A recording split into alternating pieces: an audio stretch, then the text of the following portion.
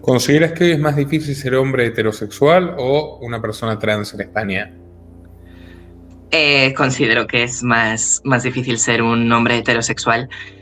Las personas trans en general no tenemos ningún tipo de problema, ningún tipo de discriminación. Tenemos incluso leyes a nuestro favor. ¿Cómo te posicionas ante quienes, seamos concretos, ¿no? Agustín Laje, Nicolás Márquez, sostienen esto es disforia de género y patologizan tu elección de vida? Pues considero que en parte tienen razón. Te En un grupo, discriminaban los progres. sí, los propios trans Pero no progres pero no por trans, por anarcocapitalista. efectivamente. ¿Qué opinas de J.K. Rowling y su posición? Es una feminista absolutamente radical y no estoy de acuerdo en nada, aunque he de decir que teniendo en cuenta su posición de radicalismo feminista, por lo menos tiene sentido que sea TERF y que sea antitrans. En España he visto más de un caso de niños y niñas muy pequeños a los que ya les han empezado a dar bloqueadores hormonales o a dar terapia de reemplazo hormonal. Y me parece absolutamente atroz. Tratar de imponer un lenguaje inclusivo, ineficiente, que destroza por completo la economía del lenguaje es absurdo, es algo que de hecho es insultante también, considero, para las verdaderas personas trans. Muy buenas tardes, amigos. Me ha llevado 15 años comenzar a hacer entrevistas relativamente decentes y espero seguir mejorando. Por lo tanto, ahora tengo cierto criterio para la selección de invitados que considero que pueden darnos, sin duda, una invitación a la reflexión, una temática interesante para abordar o más bien una posición digna de conocerse. En este caso, convoco a Sophie Wood, que es una activista liberal. Además es trans y es antifeminista y crítica de lo que podríamos considerar la postura hegemónica, progresista contemporánea de la causa de género. Así que lo primero que quiero es agradecerte que hayas venido, recomendar para quien le interese tu canal de YouTube, Igualdad, Mujer Trans Masculinista por los Derechos de los Hombres. Bastante interesante, por cierto. Sophie tiene una formación liberal consistente, correcta, no, digamos, no escora por lo que yo he visto hacia el habitual pseudoliberalismo contemporáneo. Está su cuenta de X y bueno, bienvenida. Muchas gracias, Nicolás. Antes de nada, agradecer primero la posibilidad de esta gran oportunidad, ya que soy una fiel seguidora de tu contenido y me parece un trabajo periodístico fantástico el que hacéis tú y tu equipo y un trabajo excelentísimo, la verdad. Así que también saber pedir a la audiencia que sepa disculpar si cometo alguna tontería o no me expreso decentemente, ya que no estoy acostumbrada a este tipo de entrevistas y estoy bastante emocionada. Me alegro bueno, entonces, para empezar, lo primero que quiero entender es cómo emprendes el camino, digamos, de la transición de género, sería, y cómo interactúa eso, o sea, cómo desarrollas tu pensamiento político. ¿Han sido cuestiones siempre separadas? ¿Han estado vinculadas? ¿Ha habido una evolución? Si puedes contarnos esa historia, creo que sería un buen punto de partida. Ok, pues sí, hubo una evolución. En un principio, yo me di cuenta de que era trans realmente desde muy pequeña, aunque no le ponía un nombre, no sabía que eso significaba ser trans, pero sí que siempre me he sentido femenina, siempre me he sentido una mujer, bueno, o una niña en ese caso, y trataba de relacionarme con la gente de la forma más femenina posible. En la época del instituto, sí que es cierto que tuve tal vez algún que otro episodio de acoso. Se han reído de mí más de una vez por esta situación, por ser trans, pero con el adoctrinamiento que se impone desde las instituciones públicas, en este caso, me di cuenta de que lo que me pasaba a mí tenía nombre y se llamaba ser trans. Entonces, en un principio sí que me intentaron meter mucho como hacia la izquierda política y he de decir que durante... ¿Quiénes te quisieron, digamos, llevar hacia el rebaño de la izquierda? La gente en general, la sociedad, en cuanto sabían que yo era trans, intentaban de alguna manera de preguntarme, en cualquier cosa que ellos estuvieran en desacuerdo con la izquierda, me preguntaban, pero ¿cómo puede ser si eres trans? ¿O cómo puede ser si eres bisexual? Que también lo soy. Entonces, sí que es cierto que en un principio trataron de imponerme ser de izquierdas, pero poco a poco fui separando la izquierda, o sea, fui separando mi identidad de lo que es la ideología política de izquierdas y conseguí darme cuenta de que en realidad es el liberalismo la forma en la que más se defiende mi derecho a ser quien soy. ¿Cómo descubres el liberalismo?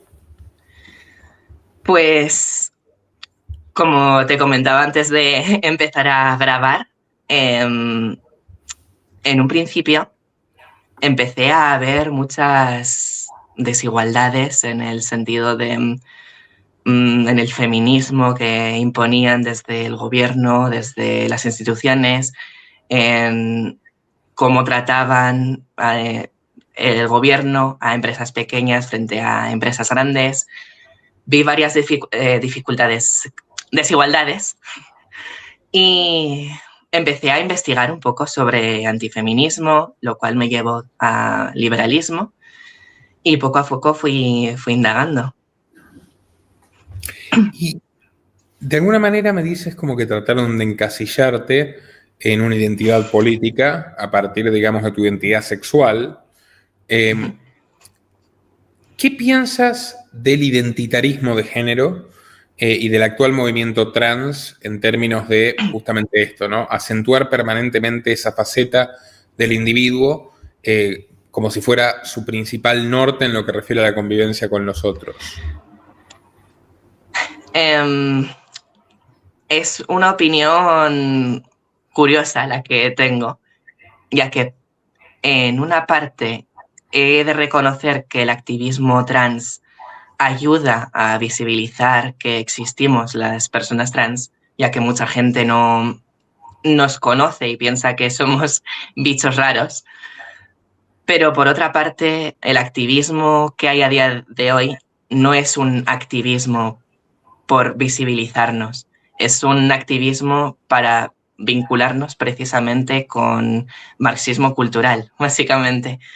Entonces, considero que hace más daño que lo que nos beneficia a las personas trans que no somos parte del rebaño ideológico. ¿Qué piensas de la obligación legal de que otros te llamen por el pronombre que deseas? Vale, esta es una pregunta interesante y he de decir que estoy completamente en contra. Es decir, a mí me gusta que la gente me trate con los pronombres femeninos, pero que lo hagan por educación o porque me ven como una mujer, no porque el gobierno se lo imponga. Es decir, yo a una persona mayor, por ejemplo, en España tenemos la costumbre de las personas mayores tratarlas de usted, pero no lo hago porque me lo imponga el gobierno, lo hago porque es una costumbre, lo hago por educación y lo hago para hacer ver que tengo un respeto y una consideración hacia la otra persona, no porque si no me vayan a multar o a meter en la cárcel o... Por supuesto, estoy de acuerdo. Si quisieras obligarme, no los usaría, pero mientras no me obligues, no veo por qué no hacerlo. Para tener un diálogo cortés, digamos, como lo estamos teniendo ahora. ¿Y cómo te posicionas ante quienes seamos concretos, ¿no? Agustín Laje, Nicolás Márquez sostienen esto es disforia de género y patologizan tu elección de vida. Pues considero que en parte tienen razón. Mi condición de vida, por así decirlo, surge de que, como decía desde el principio, desde hace muchísimos años, siento que soy en realidad una mujer o una niña. Eso es verdad que está catalogado Aclaremos, niña cuando eras niña. O sea, claro, niña cuando niña. en tus Ahora mismo primeros ya años, soy no mujer. ahora. Sí.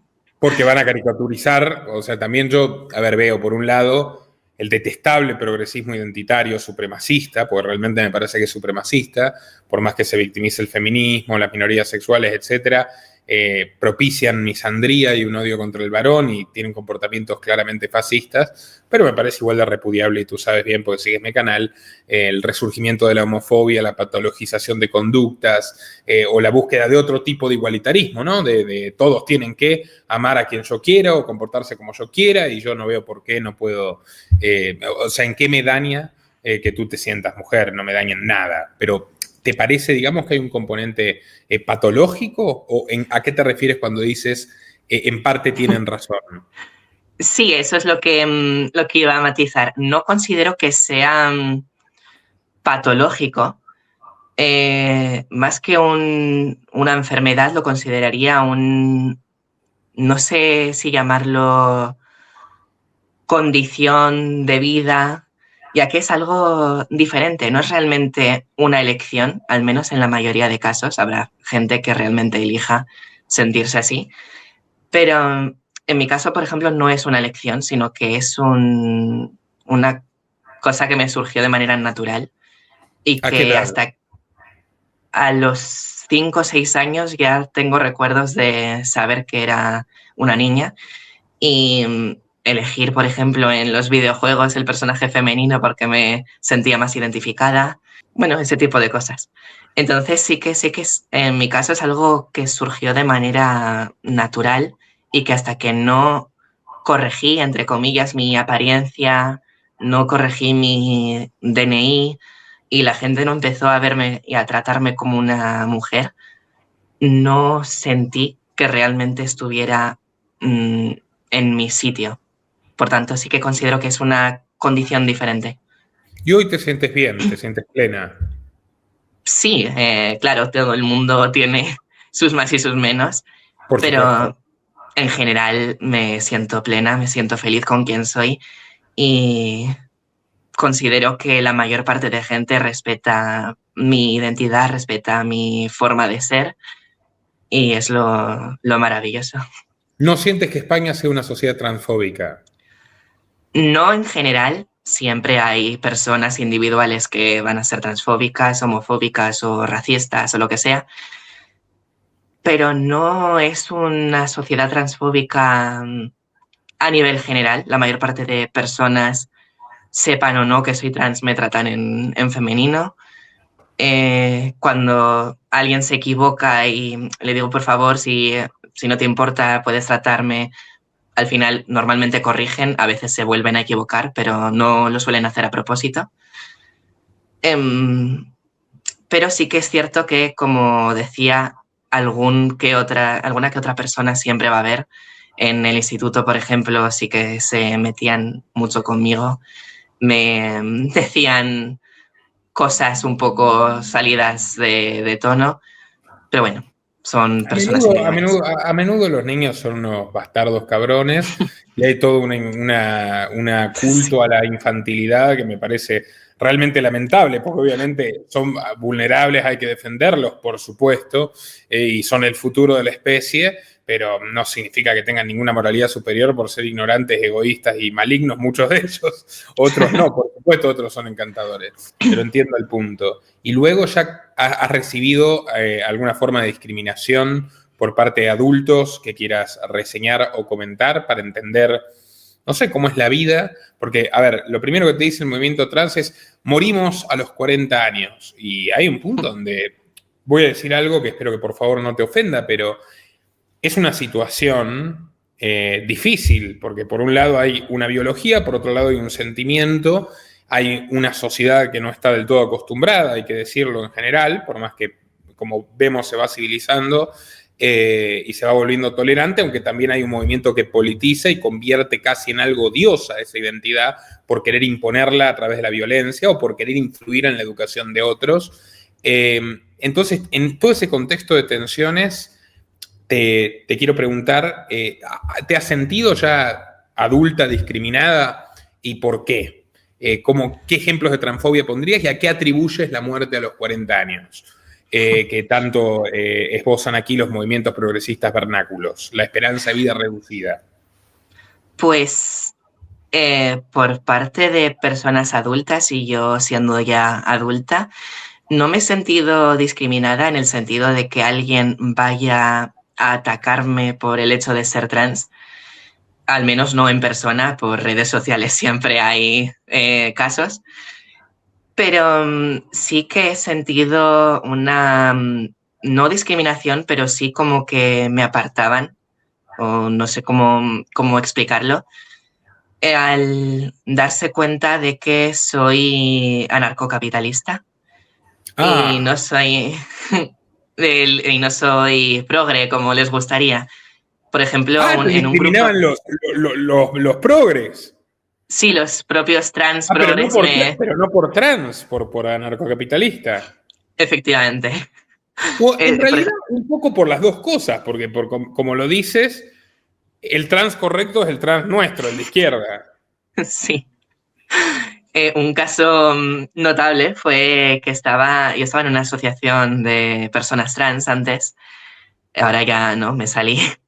Em, y había un debate en el grupo de WhatsApp sobre diferentes cosas políticas en la que había diferentes opiniones, pero iban todas hacia la izquierda. Y yo di una opinión anarcocapitalista y me echaron del grupo, me insultaron. Qué gente. ¿Qué opinas Sí. del... y la cuestión de la esperanza de vida, Ah, cierto. la explicas?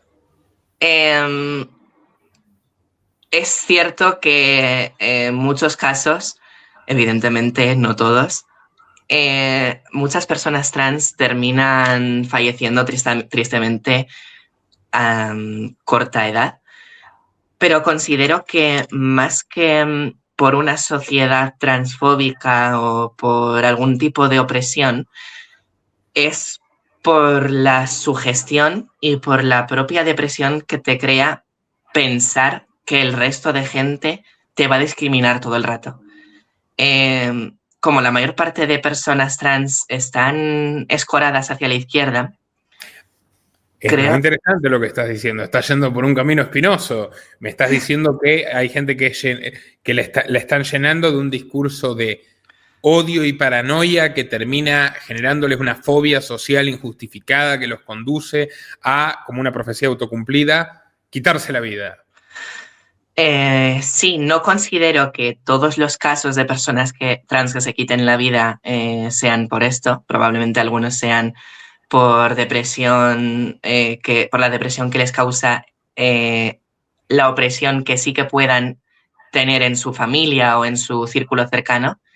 Pero yo creo que la mayor parte sí que, como dices, es una profecía autocumplida. Todo el mundo te dice que te van a estar discriminando, que no te van a contratar en ningún sitio, que tu vida va a ser una mierda, por hablar claro. Al final te lo crees y ¿para qué vivir si de todos modos mi vida no va a tener ningún sentido? Claro, entiendo el punto, aunque por supuesto la vida siempre tiene sentido y es hermosa, aunque trágica. Y lo Sí. que te quería preguntar también es, ¿qué es lo que te hizo, no sé, estar convencida de que no eras en realidad un varón bisexual? Um, Perdón si te parece una pregunta muy ignorante de mi parte. no, no, en absoluto. Es una pregunta completamente normal, pero no sé cómo responderla porque es algo como innato, simplemente lo siento. No hay algo concreto, entonces no sé qué decir. Es ¿Alguna vez te has preguntado tú si eres un varón? Es algo que sientes, no sé si me he explicado muy bien. Pero ¿cuál es tu postura respecto a la condición biológica de hombre o mujer? Evidentemente, la posición biológica existen dos sexos y luego anomalías que son muy poco comunes, como las personas intersexuales. Pero es evidente, y no voy a negar nunca la biología, existen dos sexos principales, hombre y mujer, y Sencillamente yo naciste hombre, pero te sientes mujer, digamos. sí, nunca negaré que biológicamente yo siempre voy a ser un varón. No, sería absurdo fingir que no, porque no, Bueno, mis cromosomas nunca han cambiado. y tampoco parece que vivas particularmente atormentada por sentirte mujer, así que no parece una tragedia griega, como la En pintarían la absoluto. extrema derecha y la extrema izquierda. Efectivamente, la derecha lo pintaría como que es algo que me han impuesto desde la izquierda y la izquierda lo pintaría como que estoy oprimida, pero ninguna de las dos. En mi caso, soy una persona normal, soy una persona con criterio propio, no, nadie me lo ha impuesto, lo he sentido yo misma y he conseguido incluso quitarme, desvincularme de la izquierda. Está muy bien. ¿Qué edad tienes? Actualmente tengo 20 años. Ah, joven. ¿Qué opinas ¿y qué opinaron tus padres de todo esto? La verdad es Aclara que yo una tengo... cosa, ¿eh? Aclara una cosa. Cuando salieron con lo del PIN parental y los hijos no pertenecen a los padres, pertenecen al Estado, claramente me escandalizó el grado de estalinismo que hay allí, pero cuando los padres dicen que los hijos son su propiedad a veces, también me escandaliza esa noción prácticamente esclavista, ¿no? O sea, las personas Sí. son soberanas de sí mismas. Naturalmente, vaya que debe ser un desafío para un padre que a los 6 años, ¿no? Su hija diga o su hijo diga yo quiero ser hija, pero de todas formas yo creo que si eso estaba en tu naturaleza y era tu libertad y lo sostuviste consistentemente a lo largo de los años, por supuesto que tienes un derecho que prevalece sobre cualquier opinión. Hace más de 5 años abrí este canal porque creo que educar es combatir. Y ni en el mejor de mis sueños pude vislumbrar a dónde llegaríamos juntos. Más de 750.000 suscriptores, más de 180 millones de visitas y un batallón de documentales exhaustivos que desenmascaran a los peores villanos y tiranos de nuestra era. Estoy eternamente agradecido a ustedes, mi público, por permitirme hacer lo que más amo, un periodismo veraz, independiente, libre y combativo. Si realmente quieres que sigamos contándote la cruda realidad para que puedas prepararte ante sus desafíos en este mundo turbulento, realmente necesitamos tu ayuda. No solo para continuar con una 7ª temporada de Los Liberales, sino para innovar y dar un salto de calidad. Esto significa financiar un nuevo estudio que elevará la calidad audiovisual y nos permitirá introducir nuevos formatos, como debates o entrevistas en vivo con personajes de lujo. Nuestro objetivo es reunir $50.000 para este proyecto, que incluye tanto mejoras técnicas como construcción y personal. Pero como nada es gratis en la vida, por supuesto que si nos apoyas en esta aventura, recibirás tu recompensa. ¿Cómo? A través de nuestra nueva tienda en patreon.com/Nicolás Moraz. Sí, ahora los liberales tenemos tienda. Ahora puedes hacer una compra única que impulsará la renovación de los liberales y para ello no es necesario que te unas como aportante mensual. Entras a patreon.com/Nicolás Moraz y compras lo que quieras. En nuestra tienda podrás obtener por $25 una carta de agradecimiento personalizada y firmada por mí. Por $50 la misma carta más un clic de agradecimiento a tu persona o a quien desees. Por $100 podrás tener una amplia videollamada conmigo sobre los temas que quieras. A partir de $250 podrás encargarle a este equipo periodístico de lujo un informe sobre el tema que tú quieras. Por supuesto tratado desde nuestro enfoque. Y con $1.000 puedes conseguir un documental de 1 hora y media, de esos que hacen historia. Y cuidado, desde $1.500 podrás adquirir opciones para publicitar tu marca en este canal, uno de los principales medios independientes de YouTube en español y de los más seguidos por los hispanos en Estados Unidos, los españoles, los mexicanos, los argentinos y el resto de América Latina. Y atención, cualquier compra que hagas te dará un gran descuento si quieres unirte a nuestra familia de mecenas con los planes mensuales. Ahora, estimado amigo o amiga, depende de ti. ¿Seguiremos creciendo juntos? Ingresa a patreon.com/Nicolás Moraz y hazlo realidad. Dicho esto, perdona, te lo pregunto, ¿cómo fue con tus padres? Pues en mi caso no lo dije porque tampoco sabía cómo se llamaba ni sabía si esto era normal que le pasara a la gente hasta los 12, 13 años, no me acuerdo exactamente. Pero sí que mostraba señales desde pequeña, como lo que decía, siempre me cogía los personajes femeninos, me compraba vestidos de princesas para disfrazarme. Pero tengo la suerte de que mi grupo cercano, mi círculo familiar, es bastante abierto y tolerante y no tuvieron ningún problema ni cuando me disfrazaba de princesas ni cuando les avisé y les dije, creo que lo que me pasa es esto, y empezamos a buscar información. Tampoco tuvieron ningún problema, me empezaron a tratar con el nombre que yo escogí, empezaron a tratarme en femenino y no hubo ningún problema en realidad en mi familia. Pero eso sí que es verdad que yo he tenido la suerte, pero hay muchas familias que no son así. Ahí ya no puedo hablar por todo el mundo. Claro, claro. Bueno, me alegro mucho de que... quizás también eso explica, ¿no? ¿Por qué puedes tener una mirada que no es misandra y que no odia al hombre heterosexual? Pues no sé si... ¿Cómo crees que se forma? ¿Cuál es el germen de la misandría del movimiento de género moderno? Es decir, del odio al hombre heterosexual, porque vos tenés como URL de tu canal y de X, Men Are Not Bad, ¿verdad? Sí, los hombres no son malos en España. Pues creo que todo esto de la misandría, el odio extremo hacia el varón que se promueve desde el feminismo actual, sale de la dialéctica marxista de opresores y oprimidos. Básicamente el marxismo, el socialismo nunca ha muerto, sino que se va adaptando, va cambiando de forma, va disfrazándose de diferentes movimientos y diferentes partidos para tratar de enganchar siempre a las personas jóvenes, a las personas que quieren estar a la moda.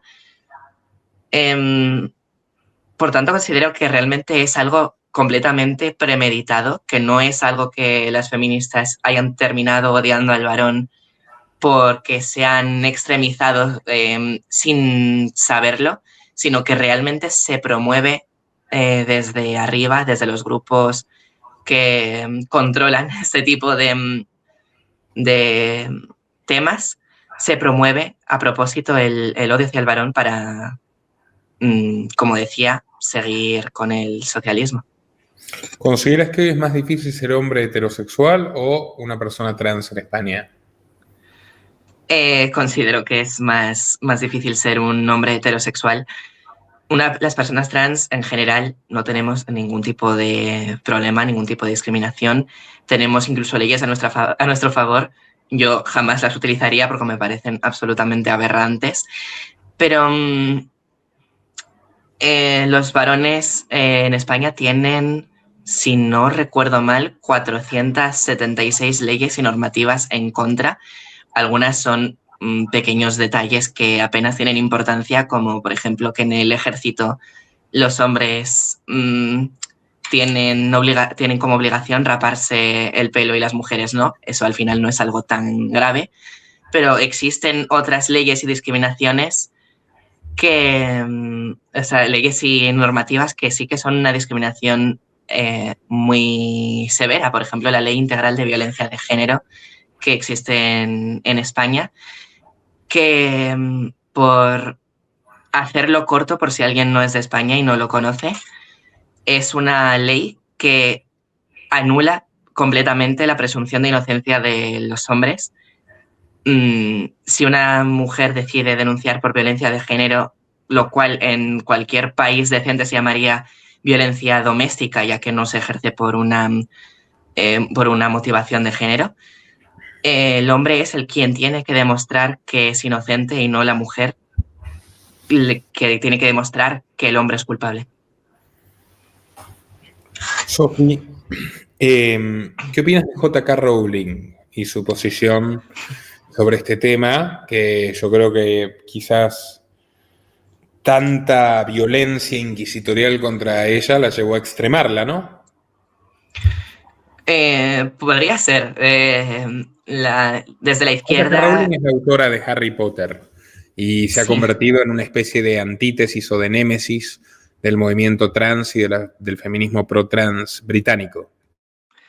Sí, en Rowling es una TERF muy radical. Es una feminista, pero exclusionaria de trans, es lo que significan las siglas. Yo considero que no tiene razón tampoco, porque no soy en absoluto feminista, entonces considero que no tiene razón ni el feminismo pro-trans ni el feminismo anti-trans. Y esta es feminista, porque de repente veo que la derecha parece tener una tentación de defenderla, pero no la escuchan del todo.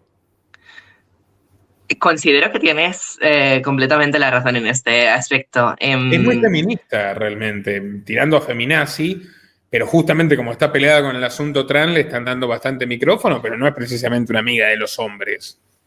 Sí. Efectivamente, es una feminista muy radical, no es una feminista ligera, digamos, pero desde la derecha se le da altavoz últimamente, en los últimos años, desde que se conoce su posición antitrans, ya que considera, yo creo, mucha parte de la derecha que si eres antitrans tienes razón en algún aspecto, cosa que considero absurda también. Pero sí, es una feminista absolutamente radical y no estoy de acuerdo en nada, aunque he de decir que teniendo en cuenta su posición de radicalismo feminista, por lo menos tiene sentido que sea TERF y que sea antitrans, ya que sería absolutamente absurdo que odiase a los varones y sin embargo los quisiera en su movimiento, entre comillas. ¿Crees que las terapias de hormonización tienen algo que ver, por ejemplo, con la elevada tasa de suicidio de la población trans? Podría ser, pero en este caso no lo tengo muy claro porque no lo he estudiado en profundidad. Pero sí que es cierto que las hormonas al final alteran el ánimo, alteran la salud física, te vuelven farmacodependiente de por vida, a no ser que quieras dejar de hormonarte, en cuyo caso perderás el aspecto femenino o masculino y volverás progresivamente a tener un aspecto más acorde a tu sexo biológico. Igual muchos que ponen el grito en el cielo por eso, lo hacen con una taza de café en la mano que no pueden dejar de tomar, o con un cigarrillo, o usan Ozempic. Eso es cierto. O ve tú a saber, ¿no? O sea, al final cada quien elige cómo llevar su vida y cómo administrar su salud, y como dijo Spooner, los vicios no son delitos. Pero bueno, interesante que tengas ese punto de vista honesto sobre la farmacología. Te quiero hacer 2 preguntas más, o 3. Uno sería tema deportes. ¿No te parece que es una gran injusticia que los deportistas trans compitan con mujeres de nacimiento? Pues voy a intentar ser clara en este aspecto porque creo que mi posición es, considero que es la más lógica y sobre todo desde un punto de vista liberal o anarcocapitalista.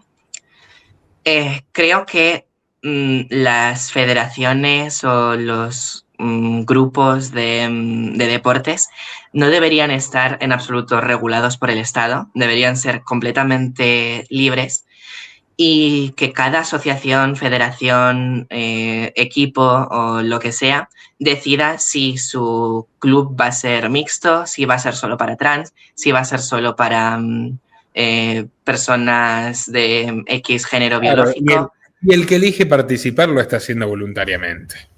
Efectivamente, y que sea el mercado el que decida cuál de estos modelos, si mixtos, si exclusivo, Prevalecerá.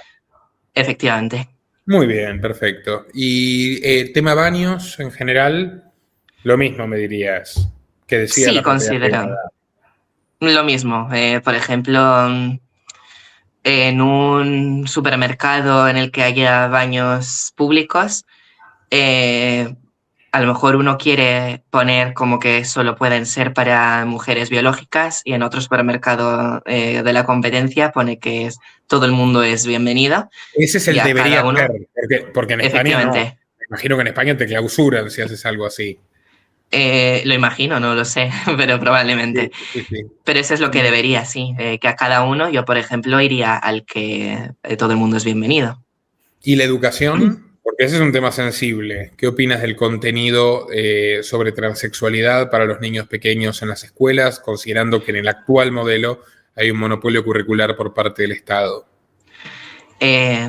Considero que, como decía antes con el tema del feminismo, están ahora transformando mi identidad, el ser trans, en lo mismo que el feminismo, en una dialéctica de opresores oprimidos, el hombre, el malvado hombre capitalista, blanco, heterosexual, es el que oprime a las personas trans Un y, servidor. por ejemplo, em, eso, considero que al final están como tratando de imponer esta dialéctica, lo cual lo considero absolutamente insultante y lo considero una falta de respeto hacia mi persona y el resto de personas trans que no opinamos igual, e incluso las que opinan igual también, ya que nuestra identidad no es una posición política ni una etiqueta. Ay, me he perdido. No te preocupes que está bastante bien expuesta tu posición, digamos. Pero concretamente, ¿no crees que hay en el movimiento trans cierta propensión al abuso intelectual de los menores de edad? Completamente. No desde o sea, no desde las personas trans, Sí, perdón, porque vamos a decir igual, como los legionarios de Cristo tienen un problema con eso también, como los rabinos de la Jabal Lubavitch, o sea, no es una cosa solamente de los trans, del movimiento trans, pero a mí me parece que cuando se meten con los chicos como carne de adoctrinamiento es algo muy reprobable. Y de hecho, sí, justamente que los chicos vayan mejorando, cultivándose e incorporando valores y consideración del otro depende mucho de que no sean inoculados por odio o por ideas que pueden tornarse dañinas. Pues me imagino que tú eres consciente de que muchos niños son empujados a una transición de género cuando no querían, como lo demuestra el escándalo del Instituto Tavistock, al que le dedicamos un documental muy recomendable hace poco. sí, vi el documental y es muy bueno, os lo recomiendo al público. Sí, estoy completamente enterada de esta situación. De hecho, en España he visto más de un caso de niños y niñas muy pequeños a los que ya les han empezado a dar bloqueadores hormonales o a dar terapia de reemplazo hormonal, y me parece absolutamente atroz. Sobre todo porque, como dices, se les está empujando y se les está intentando convencer desde las instituciones públicas, desde el Estado, para impulsar esta dialéctica de opresores oprimidos. Por ejemplo, tengo yo de la experiencia de primera mano. Actualmente estudio en un centro público y tengo una asignatura que literalmente se basa en la Agenda 2030 y los Objetivos de Desarrollo Sostenible lo malo que es el capitalismo y lo bueno que es el reparto de riquezas, la izquierda. Noto que tienes ahí una formación interesante para escupirle en la cara a los que hablan de lenguaje inclusivo. ¿Qué es para ti el lenguaje inclusivo? Pues para mí el lenguaje inclusivo es una... a ver cómo le explico. Es una opción que, si bien no es inválida, porque si alguien me pide de tratarle con X letra o con X pronombre, a mí no me cuesta nada y lo puedo hacer si me apetece, como decíamos antes, como cuestión de amabilidad o cuestión de cordialidad. Pero tratar de imponer un lenguaje inclusivo, ineficiente, que destroza por completo la economía del lenguaje, simplemente por decir chicos, chicas, chiques, todos, todas, todes, como hace Irene Montero constantemente en todas sus ruedas de prensa, es absurdo, es algo que de hecho es insultante también, considero, para las verdaderas personas trans, ya que considero que el chiques no incluye a las personas trans, incluye solo a la gente de izquierdas que quiere politizar esta situación, esta decisión de vida, digamos. Y además, más, no sé qué más. Ayudas a gente sorda y ciega a comunicarse, lo cual tiene todo un simbolismo, ¿no? Porque ese es la verdadera inclusividad, finalmente. Sí, soy mediadora comunicativa. Mi labor consiste en ayudar, en servir de puente comunicativo y de conexión con el mundo a personas con sordoceguera.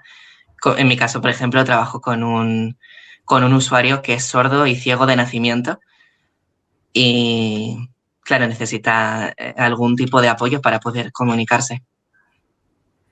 Pues muy bien, y quiero recomendar entonces que te sigan en X, ya vieron en su cuenta, e Igualdad también, canal de YouTube. ¿Vas a publicar algo pronto?